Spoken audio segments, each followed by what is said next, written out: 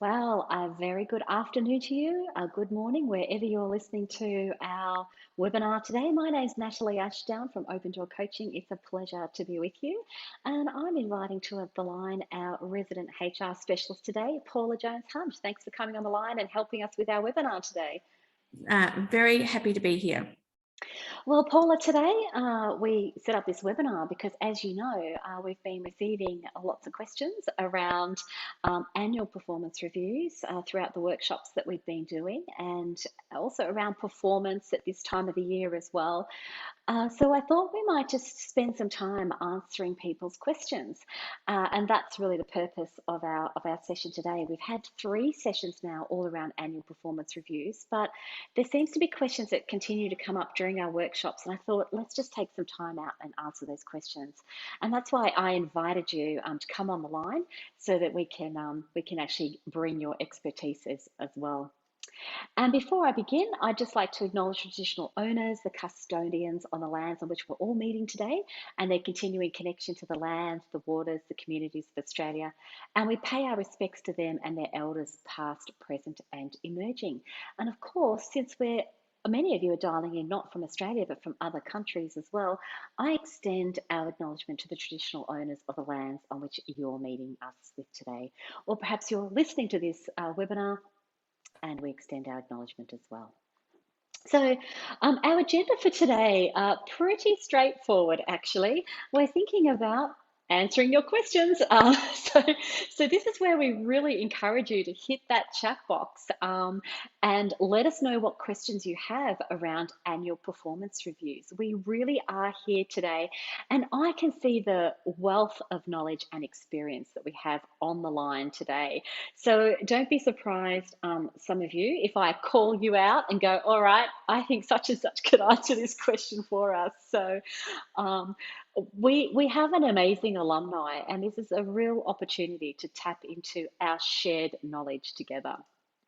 So, for those of you that are new to the Coaching Cafe, welcome. We are all about creating a community. We're all about sharing our learned experience and having thought provoking conversations. And we also offer free ICF CCEUs, continuing coach education points. So, you can collect those at the end of the session. And as I've mentioned, we love sharing this learned experience. So please feel free to interact with us in the chat box so that we can pick up your questions and your experience. And of course, welcome back to the regulars. You know that we love coming together every Friday. It's been great having you come along also, Paula, to help us out with your wisdom, knowledge, and experience as well. So there you go. So I also want to just quickly show you, for some of you have been emailing us during the week around Open Doors Performance Conversation Model. So when we're thinking about what kind of model would we use, what kind of coaching questions would we use, this is the model that we use. And Paula, maybe you'd like to step us through the model, but also tell us the other questions you might ask us in and around these subjects headings. Yeah, so when you're talking about the proud, it's really about asking the person to reflect on what they have done that really impressed themselves, I think. So yeah, what's going well for you? What's been your biggest success in the last 12 months or the last 6 months? What have you really enjoyed working on? What would you,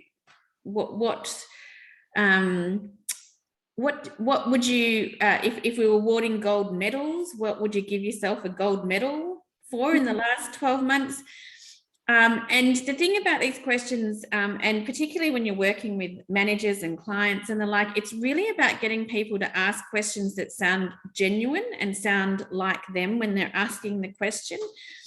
I mean, I might ask the question, what sort of gold medal did you win? And you might think, mate, I would never say that question. That's okay. It sounds like Paula. Find a question that sounds like you. Yeah, I like that. We also, I was working with Air Force last week, and I was working with a group of super high achievers, and we reflected also that quite often when it comes to our annual performance discussions and performance reviews, we don't often actually blow our own trumpet. You know, it's like, well, yes, I'm achieving things, but that's the job, isn't it? It's my job to achieve these things. So we were talking quite a lot last week about, and one of the, the questions that came out is, well, what do you do with people who don't blow their trumpets, who aren't that keen to put themselves forward? Paula, what do you think about that? Yeah, I think it's about acknowledging that and saying it out loud. I think it's absolutely okay to say, I've noticed that you don't blow your own horn, or I've noticed that you feel uncomfortable when I ask, when asked what your achievements are, or I've noticed that you have a high standard for yourself. And so when it comes to what have you achieved, you miss the things that other people wouldn't. So based on that, how, if you think about it from that perspective, what are some of the things that you probably do that you don't necessarily think are high achieving that others don't do? And let's have a chat about that. Yeah, I think it's really great. And I also was talking about to Air Force again last week. I was talking to them about just slowing down for a moment, slowing down, just acknowledging the achievements, acknowledging what they've achieved for the first quarter or in the last 6 months. I think with high achievers, and there's a lot on the line that I'm looking at, I think with high achievers, we are so keen to move on, or we move on to the next task, or the next big project, or the next big thing, that we need to really stop and celebrate. And now it says that question there, what would you like to celebrate? People just kind of move on. Whereas I would like to actually say, let's just pause for a minute, celebrate our achievements, talk about what we're proud of, then we can move on. Now, it doesn't have to be alcohol or lunch or whatever, but just that pause, I think, is important. Would you agree with that? Yeah, absolutely. And I sometimes it's even about it's not the term celebrates is foreign, like it doesn't feel right for some people. So I've also used the term, so how are you going to stop and take a moment for yourself? How are you going to stop and give yourself some self-love for a moment? This celebrate might not be the word that works, but it is that stop, reflect, give yourself a moment. How are you going to find a great little space for yourself to reflect on the things that you've done? Yeah, absolutely. And feel free to jump into the chat now and tell us what you think about these ideas. Tell us what you like, what coaching questions you like. I'm sure, I'm sure the chat will light up here because there's a lot of experienced coaches on the line. So feel free to tell us what coaching questions you like around this as well. So we're covering your questions that you have too. So please feel to pop a question into the chat box if you have a question about annual performance reviews, anything. We're unlimited at the moment about spending this time together with you to answer your questions. Well, we're not unlimited in time, but any question you can ask. And I'm more than happy to answer your really tricky if you've got a difficult person you're going to have to work with, if you've got a manager who's a bit difficult in these spaces, I will absolutely be happy to answer any questions. Yeah, and that's why I love having you on the line, Paula, because you've done hundreds and hundreds of performance reviews and annual performance reviews. You've coached many, many managers to actually have quality conversations around the annual performance review. And you were telling me that there's not much that you haven't seen. We feel quite supported here from an alumni point of view. Thank you.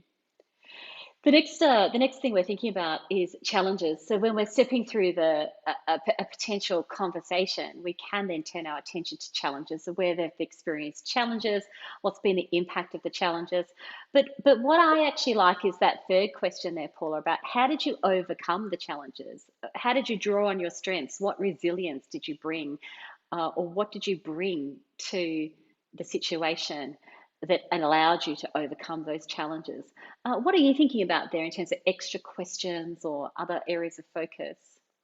Yeah, and this one, some of these questions can be challenging for some people. So particularly some high performers or people who've been in their roles for a very long time who don't think that there are challenges that they're overcoming.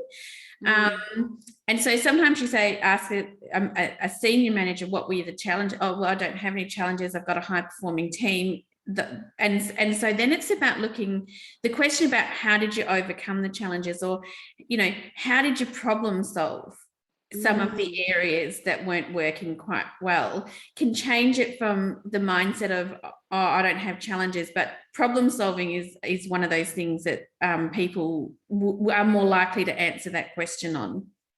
Yeah, I agree. And thank you, Jono. I was glad you jumped in, actually. He says, sometimes I ask, how did you engage others to help overcome these challenges? Lovely. So how did you engage others to help overcome these challenges? And he says it taps into their teamwork and their approach. And I like that, Jono. Thank you, because it's not just about overcoming the challenges as an individual, but it's what resources did I call upon? How did I engage the team? How did I actually link in others to actually assist me with the challenges? And particularly if we're leaders, how did we engage the team? So thank you. And as we've talked about, this could be coaching our managers to coach people. We might be engaging in these conversations. We might be preparing for our own annual performance review as well. So these are good questions that can be applied to a lot of different situations. Yeah, and it could be about relationships. So what relationships did you really have to work hard on this over this 12-month period? And what sort of things did you do to really build those great relationships? Thank you. I just want to take a pen and write them all down. All these questions down. The other questions that have come up for us that we're receiving, I'm just looking at my list here, this is where we might flush out a bit of the trickier stuff. So, you know, where have you been experiencing challenges? Well, I'm not getting a pay rise. You know, that's been pretty challenging for me. Or, you know what, I'm heading towards retirement, so there's no challenges for me really, just as long as I get paid at the end. And the other one we've got is so I'm not particularly interested in moving up in my career. So I don't even know why we're having this conversation in the first place. So Paula, those kind of more trickier questions, how do you, if they come up during this part of the conversation, how do you manage those? Yeah, I guess part of it is setting up your conversation really well. If you've got someone who you know is likely to bring that sort of particularly the one about I don't want to go anywhere, you know, no pay increase, what's the point of the conversation, is really setting up the conversation at the beginning to say, we're having this conversation, and what I want to do is make sure that it's really meaningful for you. So what would you like to get out of this conversation? And if it's like, well, I have to be here, too bad, too sad. You're right. We are going to have the conversation, but that doesn't mean that we can't have a really great conversation. So let's talk about some things that are really important to you when you are at work. So you have to come to work for however many hours, but let's think about how we make the time that you are at work as enjoyable as it can be and as meaningful as it can be. So what are the sorts of things that where are you having some challenges from this perspective, so that we can start working towards some solutions to those challenges? Yes, and I remember from your last webinar that you did with Bridget, and we were talking about what's within your control. So these quality questions that you're asking are completely within our control. Whether the person responds or not is not in our control, but we can definitely ask these quality questions to try to draw a bit more out of them. Yeah, absolutely.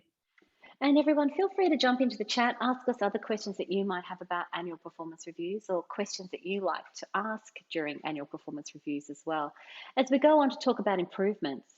So, you know, I'm very energized by these questions. You know, one of my favorite questions is actually, what would you like to change or do differently? So what can we do differently in the next 12 months? What can we focus on for continuous improvement? And not just doing anything, like we've got a whole checklist of everything we could possibly do, but thinking then and analyzing what would be the benefit of these changes. So if we're going to change something, not just a shotgun approach or a willy-nilly kind of approach, how would we actually, what are the benefits of each of these changes that we might be looking at? Paula, what are you thinking about in terms of improvement? Yeah, and I'm also thinking about the fact that we need to acknowledge that there are some people out there who've never had a great performance conversation. Yes, yes. And so yes. even that improvement space with people who are being more difficult as well is, I acknowledge that you may not have had really great conversations before. What needs to happen in this conversation to make this, to improve the experience that you've had from a performance review perspective? And then there's a bit on both sides. But then when you're looking at over the next 12 months, what are some of the things that we could be doing differently that would improve your experiences that you've been having? What are some of the things that you could be doing to better interact with the team or to create better team coherence? What are some of the changes or the things that we could do differently that would re-engage you in these areas? What are some of the things that we could be doing that you could be doing differently to build different relationships with people? That all sits in that improvement space. Yes, I agree, and I love them all. And I think what's important here is what you've mentioned also is we're brainstorming the questions here. So there's, just in that short conversation there, Paul, you've listed 6 or 7 questions. We're just going to pick the question that feels right and use the wording that feels right for us, maybe 1 or 2 of them. What we're trying to do today in particular is give you a range that you can actually ask as well. And you've given us a brilliant range there. Thank you. I think what you're saying also then relates to the other question that we've been asked. How do you approach someone who is disengaged from the process? And I think this is what you're saying. If a person is actually disengaged from the process, then these questions you're asking give us a better chance of actually re-engaging them, particularly if they've had a bad experience. Yeah, absolutely. And there's no doubt that people have had very bad experiences, and we can't shy away from it. But if you're a manager and you've just taken on a new staff member who's had bad experiences, the best thing we can do is acknowledge and then talk about, so what can we do differently? So what things would you like to be doing differently that will change this experience for you?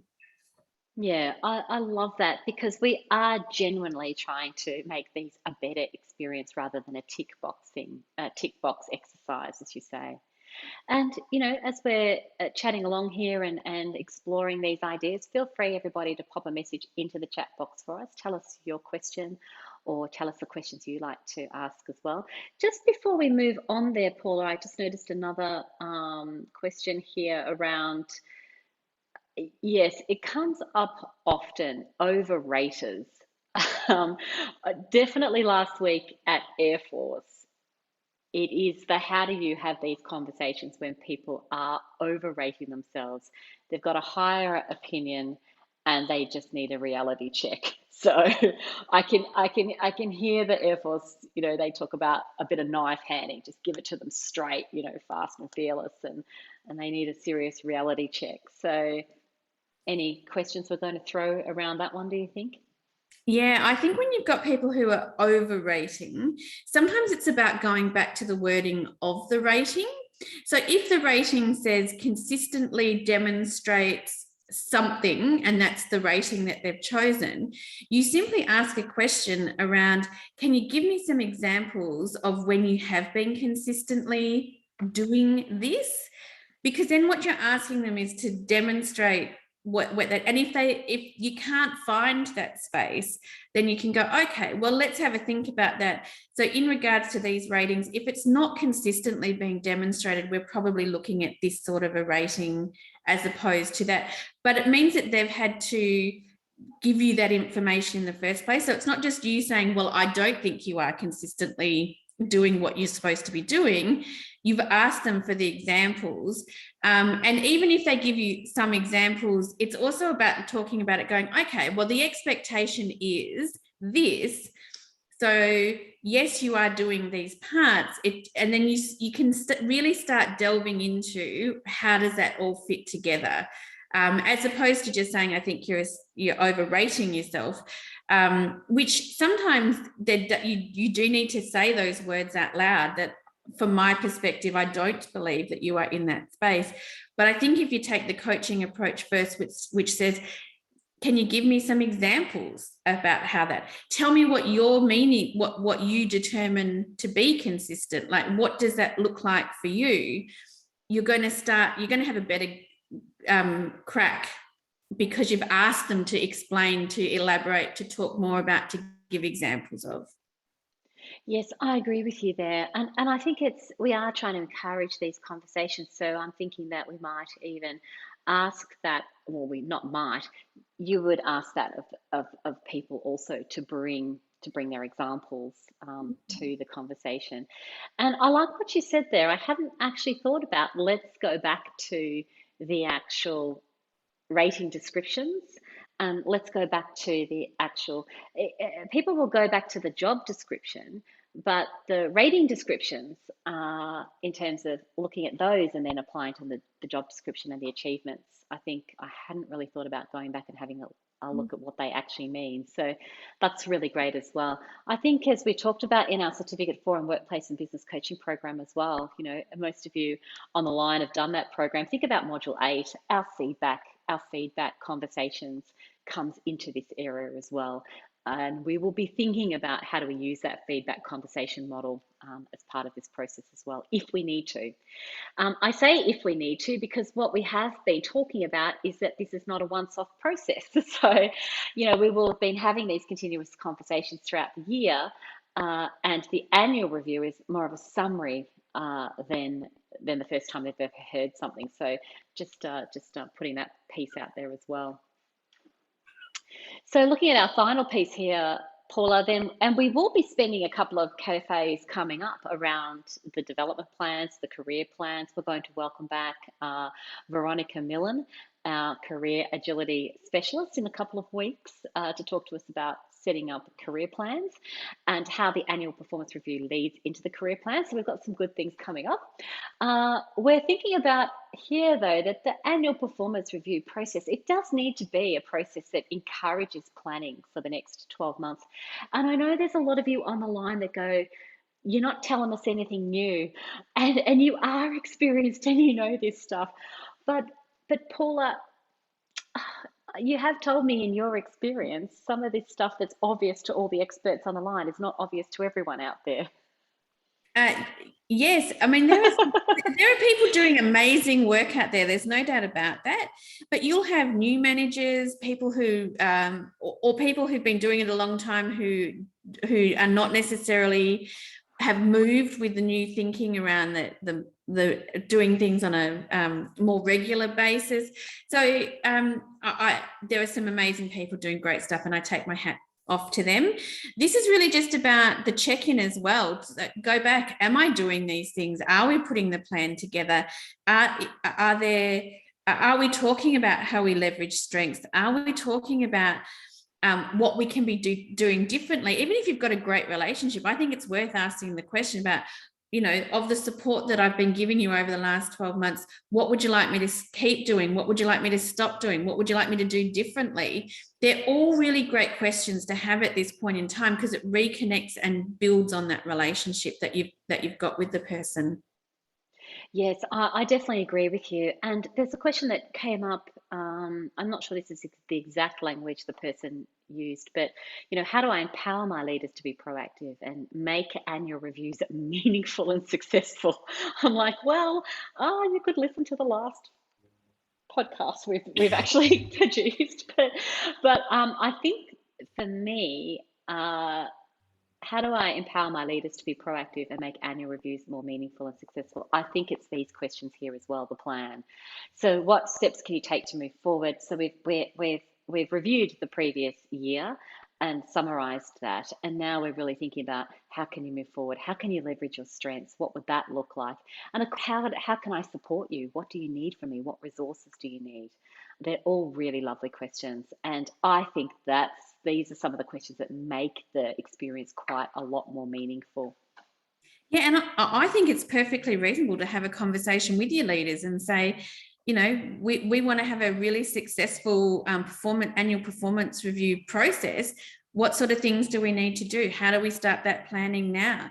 And as a leader, if you've got people reporting to you, the number one thing you can do is have really great performance review conversations with your managers.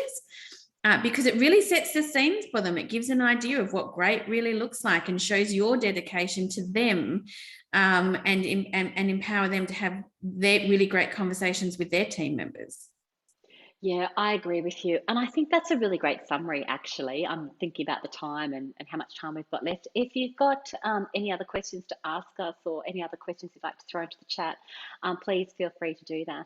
But I think on that note, Paula, it's a really great summary and a nice place that we can actually land. I know a lot of us have started the process of annual performance reviews, or maybe you're getting going soon. It's that time of year. Or, as we mentioned, perhaps you are a person who wants to prepare for your annual performance review, and you can use these questions to actually help that preparation. Of course, all the great coaches on the line, that's what we're going to be doing. We're going to be coaching our managers to have these quality conversations. So we wish you well with them, and please do stay in touch. These questions and more are featured in our Leader as Coach program. They come directly out of our Certificate 4 in Workplace and Business Coaching, where we also talk about underperformance as well. So feel free to ask us questions about that when you're ready as well.